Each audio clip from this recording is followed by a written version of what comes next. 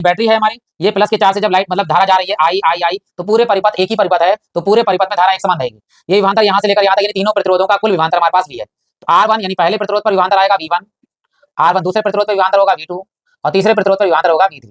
ये तीसरे प्रतिरोध पर यहाँ से यहाँ तक, ये दूसरे प्रतिरोध पर और ये पहले प्रतिरोध पर। तो हम यहाँ लिखते हैं, ध्यान दीजिएगा क्या कि चित्र के अनुसार चित्र से प्रतिरोधों R1 R2 व R3 में क्रमशः विभवांतर वांतर V1 V2 व V3 है। ठीक, अब किस नियम से? ओम के नियम से।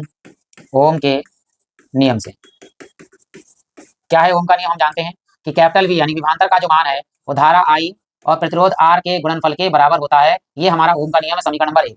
लेकिन हमारे पास क्या है? V1 R1 V2 R2 V3 R3, लेकिन धारा प्रत्येक जगह पर यानी R1 पर भी आई है, R2 पर भी आई है, R3 पर भी आई है, यानी प्रतिरोध लगातार X और Y बिंदु पर भी I लगातार है। तो क्या लिखेंगे? ध्यान दीजिएगा, पहले विभवांतर यानी V1 पर धारा तो I रहेगी, लेकिन प्रतिरोध कौन सा होगा? R1। ये समीकरण नंबर कितनी है? 2। फिर दूसरा विभवांतर है V2 पर धारा तो I है, लेकिन प्रतिरोध कौन सा है? R2, समीकरण नंबर 3। फिर तीसरा विभवांतर V3 बराबर I, धारा तो एक ही समान है लेकिन प्रतिरोध कितना है? R3, समीकरण नंबर 4। ये तो अलग है, ये तो बाद में मान लगाएंगे। समीकरण 2, 3, 4 को जोड़ने पर, समीकरण 2, 3 व 4 को जोड़ने पर, चलिए भाई हम तीनों समीकरण को जोड़ते हैं। तो यहाँ इन तीनों को जोड़ते हैं, देखो V1 plus V2 plus V3 बराबर में इसको जोड़ेंगे, देखिए सबको, IR1 plus IR2 plus IR3। इनमें क्या कॉमन आ रहा है? आई तीनों में कॉमन आ रहा है।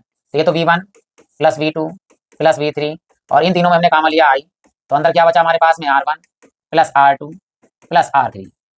ठीक है, हो गया हमारे पास। हम जानते हैं कुल विभवांतर, देखिए क्या है कुल विभवांतर हमारे पास? क्या होगा? बोल V आएगा, याद रखिएगा। कुल विभवांतर यहाँ से लेकर यहाँ तक कितना होगा? V। तो यहाँ लिखेंगे बैटरी का कुल विभवांतर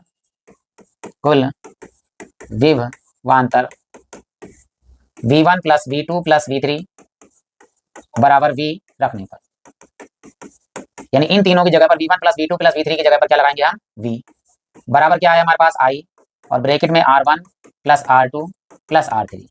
अब V का मान क्या है हमारे पास? ओम के नियम से देखिए V बराबर कितना था? I इंटू R बराबर I, यहाँ पर R1 प्लस R2 और प्लस R3।